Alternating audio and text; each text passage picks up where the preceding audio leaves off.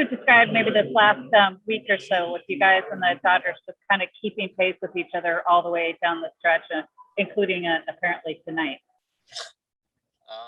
It's expected. They're a really good team, and so are we. So it's just one of those things where you go back and forth and just kind of focus on our own game, and that's what's been really helping us out a lot is not worrying about the game during our game. We're focused on the moment and focused about making our play or having a good at bat. So it's been pretty simple in that sense. How would you describe kind of what you've been doing here lately? It seems like you've been kind of picking up the pace. And then if you could go through your at bat in the first, which is great at bat, but it looked like you kind of tried to check your swing on the hit.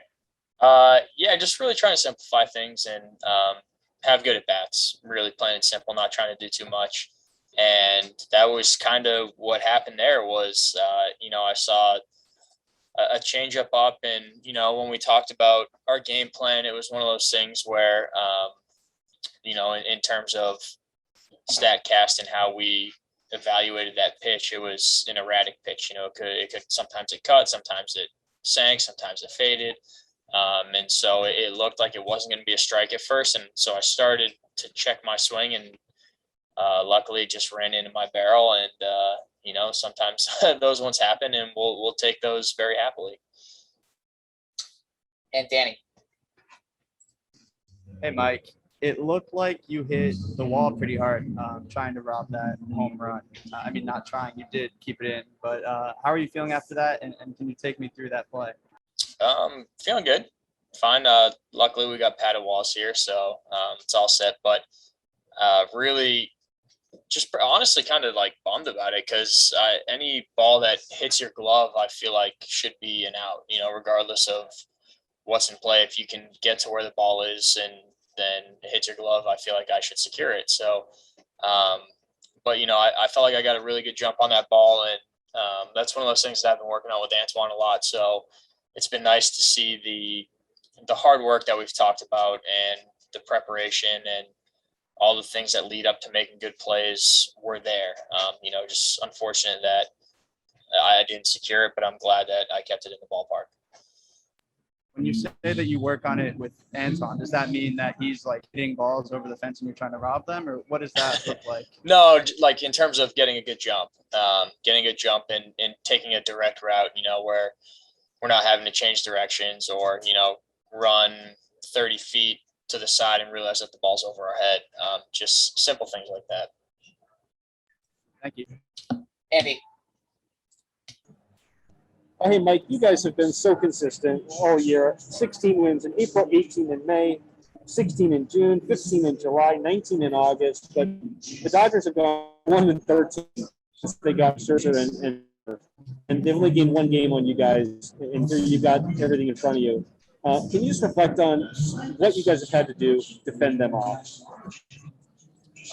Honestly, it was all about not trying to fend them off. It was all about just going out and being aggressive, trying to win every game that we possibly could. And I think that led to good at bats. It led to a lot of really good defensive plays. Our pitchers had the same mentality. They're attacking the zone all the time and really trying to be the aggressors. And that makes a difference in a lot of games. And we've won a lot of close games too. And so I think that shows our heart and our care level, it's pretty high. And so I think that has a lot to do with it. And then I wonder if you could sort of reflect on Lamont winning the Willie Mack Award, knowing what that means, you being the recipient of it last year. Why do you think he was a fitting recipient of it this year? And what do you think about the award going to him?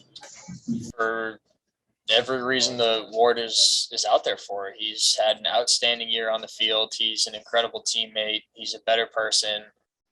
He has very easily made this team better every day that he's been on it. And he even made the team better when he wasn't here because guys were missing him.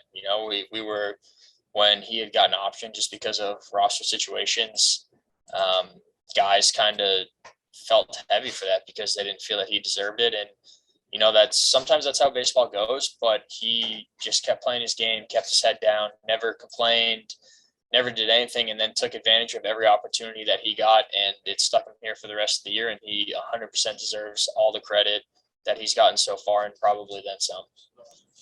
Thanks, Mike. John. Yeah, Mike. You talk about focus day to day, which you guys have been doing so well. But can you step back or have you step back and appreciate what this team is doing? The number of wins, the historic significance, and someone who appreciates history like yourself. Just about every day. After the game, I try and appreciate everything that's gone on. You take one game at a time and try and be in the moments. And then after the game, you get a chance to reflect on what's been going on and what's made us successful, and what areas we still could improve on, and all these things that have an influence on what's going to happen in the future. And it's been really, really cool just to be a teammate to these guys and to be along for the ride. And one more, doesn't have to do with the game or the race, but you had a moment there with, I think it was during a mound visit with Joe West, who final game behind the plate, talking, chatting it up. But just wondering if you'd share what that conversation was about and whether it might have been anything to do with maybe him going back to your grandfather's days. We've had some of those talks, but I was just giving him grief. I asked him if it's true, if he's retiring, and he kind of looked at me and he goes, "Well, you never know." And I was like telling him he had a great career, and he's still young. That's what I was saying. I was like, you got plenty left in the tank, Joe. Don't worry about it. But he just kind of chuckled, and it's nice to interact with guys like that, because he's got an incredible resume and he's been around the game for a really, really long time, and it's fun to be able to interact with them and try and build a relationship. Mm-hmm. Thanks. Last one, back to Susan. Mike, you guys have obviously seen all the best players in the National League now. Where do you think that Brandon Crawford ranks with them? As potentially an MVP candidate, having played behind him all year. He's got my vote 100%.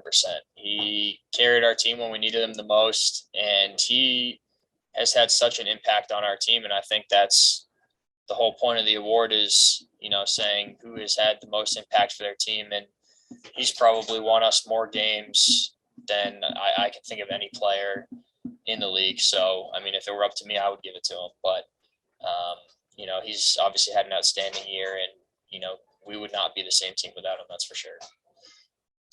Thank you, Mike. Thanks, guys.